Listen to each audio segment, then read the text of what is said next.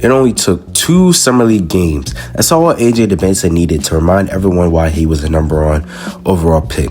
The jump shot wasn't falling, three-pointer looked shaky, but somehow he still looked like the best player on the floor. And honestly, that might be the most exciting part, because if this is what AJ Dybantsa looks like without his shot falling, imagine what he looks like when it does. Let's break down why these 2 games should have Wizards fans excited. If you look at the box score, you probably notice one thing immediately. AJ just shot for 1 of 11 from the 3-point range. Normally, that's enough for people to start overreacting. You see them commenting, his shot is broken, he can't splice the floor, he's not NBA ready. But that's exactly why you have to watch the game instead of only looking at the stats. Despite struggling from deep, AJ still averaged over 25 points per game. Think about that for a second. He scored 25 a night while using his biggest offensive weapon without his biggest offensive weapon not even working.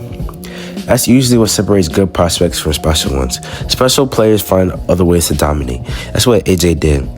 The biggest takeaway from Summer League wasn't his scoring, it's how he scored. Every time AJ saw a lane open, he attacked it. No hesitation, no settling, no fear. His first step looked explosive, and once he got downhill, defenders had no chance of stopping him. They either got blown by or they fouled him. That's why he attempted 14 free throws over those 2 games. For a young player, that's incredibly encouraging. Getting through the free throw line is one of the biggest indicators that your game can translate. Before we get into the rest of it, make sure to like and subscribe and hit that follow button if you're a real Wizards fan and want to stay up to date with any Wizards news. AJ Dybantsa pressured the defensive to foul him, and he forced contact.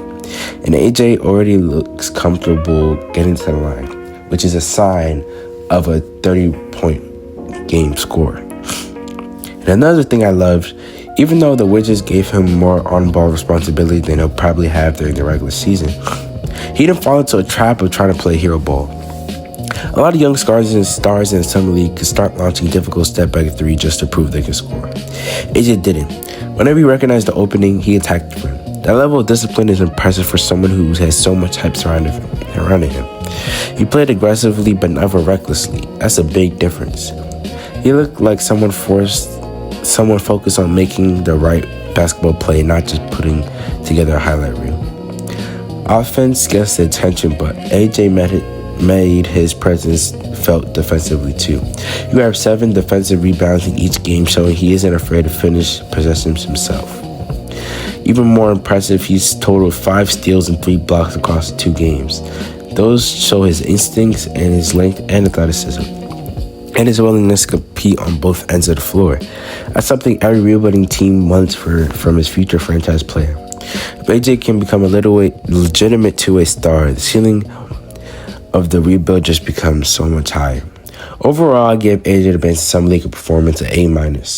One reason why it isn't an A or A+ is simple. The 3-point shot wasn't there. Honestly, I'm not worried about that. Great shooters have cold stretches, especially in Summer League. What matters is everything else. He attacked the basket, he got to the line, he defended, he rebounded, and he played under control. And he still averaged 25 points per game.